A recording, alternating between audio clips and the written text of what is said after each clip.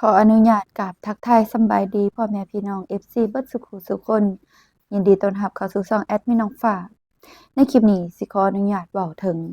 ประเด็นเรื่องที่ว่าภาคอีสานบ่มีน้ำกินบ่มีน้ำใช้พี่น้องพอดีมีทางวิศการเนาะที่เพิ่นออกรายการโทรทัศน์เพิ่นก็ได้มีคำเว้านะพี่น้องจริงๆเพิ่นก็เว้าหลายอย่างนั่นแหละแต่ว่าคนก็ตัดเอาช็อตที่ว่าเพิ่นเว้าว่า ภาคอีสานมันบ่มีน้ำกินบ่มีน้ำใช้สิไปอยู่จั่งใดมันแห้งมันแล้งเล่นแค้นแค้นเออแล้วบัดนี้พอดีมื้อเช้านี่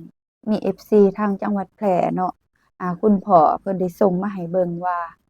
อันคลิปหนึ่งนั่นแหละเกี่ยวกับมีคนออกมาตอบเนาะว่าภาคอีสานบ่มีน้ำสิแตกว่าซั้นอย่ามามันวุ่นวายแอดมินเองก็สิได้เอามาให้พี่ให้น้องฟังเสียงนำกันเนาะ เบิ่งภาพก็สิเบิ่งบ่เห็นปานใดดอกเพราะว่าแอดมินบ่เจอคลิปต้นฉบับเพิ่นแอดมินเจอคลิปที่เขาเจ้าเอามาลงอีกทีหนึ่งเนาะแต่ก็จังใดก็ตามพี่น้องไปฟังพร้อมๆกันเลยเนาะแล้วก็มีอีกหลายๆคนที่ออกมาตอบโต้หลายๆบทบาทเลยพี่น้องบ่ว่าจะตอบเป็นหมอลำก็มีเนาะตอบโอ้ยมีสารพัดอยากให้ไปฟังพ่อใหญ่นี่เว้าพร้อมๆกันเลยพี่น้องใช้อีกแรงใช่ไปไหมเห็นไหมฮะพอลุงพอตัวพอแย่นี่เจ้าสิขึ้นมาเด้อให้น้ำท่วมดังนี่หั่นล่ะเจ้าสิเรียนขึ้นมาเจ็ดขาดมันบุ่นวายหมู่ข่อยบ่ยินดีต้อนรับอย่ามาเด้เจ้าอย่ามาเด้มันแห้งแล้งคือหยังนี่หมู่ข่อยอยู่ก็ทุกข์ยากลำบากน้ำสิกินก็บ่มีหมู่ข่อยยืนสังเคราะห์แสงเอาน้ำหมูข่อยก็บ่มีอาบบ่มีกินบ่มีใส่บ่มีเสื้อเวลาหมูข่อยกินข้าวนี่หมูข่อยบ่ได้ใส่จานเด้หมูข่อยเอาใส่ใบตองกินแล้วก็ดึกถิ่มเข้าป่าบ่ต้องล้างบ่มีน้ำใส่บ่มีน้ำบริโภคตักเม็ดเด้น้ำหมูข่อยก็บ่ได้อาบปีละเที่ยฝนตกลงมาโผล่ขึ้นไปใส่ฝนคือกันล่ะกับอื่นประตูนั้นเลยสิฮู้จักอึ้งบ่ล่ะหมูข่อยกุยคือหยังนี่กุยเราก็สิฮู้จักอยู่บ่กุยนั่นน้ำอาบเท่าไหร่มีแต่ผู้กุยเดี๋ยวเราไปเบิ่งคนต่อไปที่ตอบกันพี่น้องแอดมินอย่างคลิปมาฝากซะเหลือเกินแต่ต้องถามว่าย้ายไปอยู่อีสานเนี่ยไปไม่มีน้ำกินน้ำใช้อีกแรงใช่ไปไหมว่าเห็นหนางงเถอะโอ้ยนอนนายนอนนายแท้กับอีลุงแกแท้เว้าไปเลยกูเห็นละเมื่อยใจอีลีแกขนาดนี้ละยังมาเว้าสอดเสียนละสั่งมายามเหยียดกันคักกูเอ๋ยเจ้าบอกเคยมาอีสันสันเตหรือบ่มีทีวีเปิดเบิ่งคือเขาเว้าเจ้าเว้าออกมาได้จังใดเว้าเจ้าเว้าออกมาได้จังใดว่าน้ำกินน้ำใสอีสานคอยบ่มีอีสานบ่มีอีหลีบ่มีคนแก่แบบนี้ที่สมองดักดานบ่มีรถติดมลพิษทั่วบ้านบ่มีคนโกงกินในเมืองบ้านบ่มีน้ำเน่านั่นน่ะหมักมมในคลองสั่งเมาว่าคือคนยุคหินสั่งเมาว่าคือคนยุคหินขี้กระตึกมันกินเบิดระบอสมองพูดมาได้ไม่อายพี่อายน้องพูดมาได้ไม่อายพี่อายน้องมาอีสานได้จองลงนอนแน่เลยตอบแบบสะใจเลยเนาะพี่น้องแอดมินก็สิเอามาฝากกันประมาณนี้แหละพี่น้องแต่ที่จริงภาคอีสาน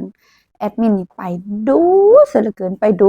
คือไปเรื่อยๆไปออฟเฟอร์ลีเลยเนาะไปก็เห็นเลยว่ามันก็บ่ได้แห้งแล้งอีหยังคือคนกรุงเทพว่าน่ะคนกรุงเทพส่วนหลายก็มีแต่คนอีสานนี่แหละไปอยู่แล้วบัดนี้คนกรุงเทพแท้ๆที่บ่เคยมาภาคอีสานนี่ก็สิคิดว่าอีสานมันแห้งแล้งบ่มีอันจะกินหรือบ่เนาะเท่าที่แอดวินเคยไปนะตัวอย่างจังหวัดใหญ่ๆจังหวัดมุกดาหารจังหวัดอุบลนะบ่อึดกินพี่น้องแล้วก็จังหวัดอื่นๆอีกเด้อที่แอดมินเว้าบ่ถึงเนาะต้องขออภัยนำจังหวัดอำนาจเจริญนี่ก็มาดุยโสธรมาดูอยู่บ่อึดเนี่ยอยู่แนวกินแห่งคักบ้านน้ำปีกพี่น้องจังหวัดอำนาจเจริญอำเภอเมืองอุ้ยนำคันแท่หน้านี่มักม่วงเฮ็ดสาบลาบอยู่อีแม่เพิ่นปลูกไว้ไข่มดแดงก็อยู่น้ำต้นม่วงก็แย่เอาผักบุ้งก็ปลูกไว้น้ำหนองพุ่น2หนอง3หนองปลาก็ปล่อยลงในหนอง ปักหลายๆกินก็บ่เบิดหมากกล้วยอีกพี่น้องหมากพริกผักโอ้ยกินนำก็บ่ทนอันผักบุ้งนั่นได้เกี่ยวไปเกลือป่าพุ่นเกี่ยวไปให้งัวกินเอาไปเกลือป่าอืมมักม่วงก็ไปย้ายป่นขายก็บ่ได้เงินผู้ใดก็มีในบ้านไผก็มีคือกันเอาไปแจกคนคือตัวอย่างแอดมินมาแต่ฝั่งลาวเนาะมายามเพิ่น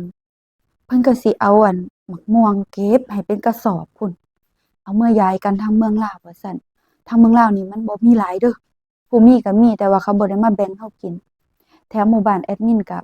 บ่ทันได้ปลูกมันบ่ทันได้หลายพี่น้องแอดมินก็ปลูกอยู่ต้นบ่ทันใหญ่ต้นเฮาก็ปลูกได้ประมาณ5-6ปีกำลังได้กินส่ำนี้แหละแต่ว่าเพิ่นมีก่อนหน้านั้นเนาะทางเมืองไทยน่ะเพิ่นมีก่อนเพิ่นก็อยากฝากหั้นแหละไปเพิ่นก็อยากฝากน้ำใจเพิ่นก็หลายก็เอาเมื่อย้ายพี่ย้ายน้องเป็นกระสอบ แล้วก็หน่อไม้พี่น้องหน่อเลี้ยงน้องหน่อไม้ตรงหน่อไม้กิมซุงนั่นอันปลูกไว้นำกันแท้ให้กันแท้นาเกิดขึ้นเอาเองพี่น้องก็ซับไปเป็นกระสอบเอาเมื่อยายกันกินเว้าเรื่องยานางใส่แกงหน่อไม้เนาะบ่ยากไปซื้อตลาดเด้อมันขึ้นฮอดนำกำแพงหัวขึ้นฮอดนำหัวเรือนอันนี้เว้าอยู่ทางภาคอีสานเนาะที่แอดมินเคยไปจังหวัดอำนาจเจริญน่ะบ่อึดแนวอยู่แนวกินพี่น้องเอ้ยน้ำทงไห้ทงนานี่คะแนนดูหาอยู่หากินปูปลาหน้าน้ำมีหอดอึงกบก็มีกระปูก็มีคันดูขุดเขียดก็มีจุดจีแมงกินโน่นมีเบิดคันดูไปก้านนั่นพี่น้องภาคอีสานมีหอนหมักยางป่ากินหมักยางป่าเคยกินบ่หลายคักพี่น้องเอ้ยคันสิเว้าแล้วมันบ่ได้แห้งแล้งมันบ่ได้ยากแค้นปานนั้นนะมันอุดมสมบูรณ์กว่าหอนนาโคกอยู่บ้านแอดมินอีกทางประเทศลาวนี่แอดมินบ้านแอดมินนี่ยามแล้งบ่มีอันจะกินได้อยู่นาโคกดอกหว่ามีแต่ต้นผักหวานป่าหั่นล่ะพี่น้องเอ้ยแล้วก็ยามเดือน5เดือน6พอได้เก็บแต่เห็ดเพาะเห็ดละโงกเนาะหากินดอกกระเจียวไปจังซั่นล่ะหาสอนหวกหาสอนหวกมาออมปูปลาก็มีพอได้อยู่ได้กินน้อยๆพี่น้องเอ้ยบ่ได้มีหลายคือเพิ่นเมืองกรุงดอกส่ำนั้นที่แอดมินเคยไปเคยมาเคยเห็นแต่เอามาเว้าสู่พี่สู่น้องฟังคันสิเว้าพี่น้องเอ้ยมาสรุปกันซะหน่อยเนาะว่าอันพ่อตู่น่ะเนาะนักวิชาเกินนะที่ว่าเพิ่นเว้าว่าอันภาคอีสานแห้งแล้งจริงๆล่ะมันก็แห้งแล้งมีหลายจังหวัดมีทั่วจังหวัดเนาะทางไทยลาวเองก็คือกันบ่อนที่คนบ่ไปอยู่มันก็สิแห้งสิแล้งบ่อนนาโคกบ่อนโคกบ่อนป่าบ่อนคนบ่ไปพัฒนามันก็บ่มีแหล้วเนาะแนวอยู่แนวกินมันก็บ่ค่อยสิมีแหล้วเนาะคันบ่ปลูกคันบ่เฮ็ดคันบ่หาหนองคันบ่ขุดมันก็บ่มีแหล้วเนาะน้ำอาศัยแต่แม่น้ำธรรมชาติมันก็มีแต่บ่อนมีอยู่ลาวคือกันบ่อนนาโคกก็แห้งก็แล้งบ่อนในเมืองบ่อนคนอยู่มันก็มีอันอยู่อันกินคือกันมันก็ขึ้นกับบ่อนที่ว่าบ่อนใดคนพัฒนา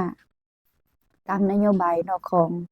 ทางฝั่งไทยเพิ่นก็มีระบบโคกหนองนาได้เนาะพัฒนาภาคอีสานว่าหันก็บูมฝั่งลาวเองก็เอามาเฮ็ดคือกันพี่น้องล่าสุดต้นมะพร้าวเดี๋ยวนี้เป็นต้นมะพร้าวสีทองไปแล้ว มันเหลียงมันต้องใส่นักวิชาการปลูกเนาะแต่ว่าบ่อนงามๆก็บ่ต้องยากดอกพี่น้องน้ำขี้เสกนี่มันมักน้ำขี้เสกนี่เนาะปลูกอิหยังก็งามน้ำขี้งัวน้ำก้นสวนจังซี่อุ้ยสำบายสำสิปลูกอยู่ปลูกกินนะพี่น้องถ้าว่าผู้ใดบ่เคยมาก็มาเที่ยวก็ได้เด้แอดมินก็ยังมักเนาะภาคอีสานนี่ไปมันบ่อึดแนวอยู่แนวกินรู้สึกว่ามันอุดมสมบูรณ์กว่าบ้านแอดมินอีกเพราะว่าของกินตามบ้านนอกนี่เขาสิหาเขาไปขายเต็มอยู่ตลาดอยากหยังมีเงินซื้อกินสำบายภาคอีสานเยอะแยะของกินอยู่ในกรุงเทพน่ะที่ว่าเป็นของกินภาคอีสานก็เอาไปแต่ภาคอีสานทั้งนั้นเนาะอยู่กรุงเทพปลูกบ่ได้หาบ่ได้ดอกคือเบิ่งติแหละอาหารการกินที่ขายอยู่ในกรุงเทพน่ะนี่แต่เอาไปแต่ภาคอีสานพู้นแหละไข่มดแดงบ่จังซี่ผักหวานบ่จังซี่เห็ดหอนโอ้ยแมงจีนูนก็โอ้ยเยอะแยะพี่น้องเนาะเขาเจ้าก็เอาไปแต่ภาคอีสานนั่นแหละอึ่งจังซี่นะบางคนก็บ่กินอึ่งต้องขออภัยนำเนาะผู้กินก็กินนั่นแหละพี่น้องบ่เว้าหลายยายห่างสิขอลาลงห่านแล้วเนาะ ทางคนอีสานเองเขาเจ้าก็สิบ่อยากแฮปปีบ่ได้ดอกมาว่าเขาเจ้าแห้งแค้นนะว่าเขาเจ้าอันแห้งแล้งบ่มีน้ำกินบ่มีน้ำใช้คันว่ามันบ่มีปานนั้นก็สูญพันธุ์ไปเลยติบ่พ่อใหญ่เนาะอย่าเว้าหลายเนาะเห็นว่าเจ้าของเป็นคนเมืองกรุงก็ได้เนาะแนวนี้ล่ะพี่น้องคนเมืองกรุงก็สิเหยียดภาคอีสานจักหน่อยเนาะแอดมินเองคือกันแล้วก็ถูกคนเมืองหลวงเหยียดว่าเป็นบ้านนอกซุเพิ่นอยู่ในนครหลวงเป็นคนในเมืองแอดมินอยู่ทั่วทั้งแขวงภาคใต้ว่าเป็นบ้านนอกนอกก็นอกดอกเนาะนอกบ่อึดแนวอยู่แนวกินเนาะพี่น้องเนาะจงภูมิใจในสิ่งที่เฮามีบ่อึดอยู่บ่อึดกินสำบายดี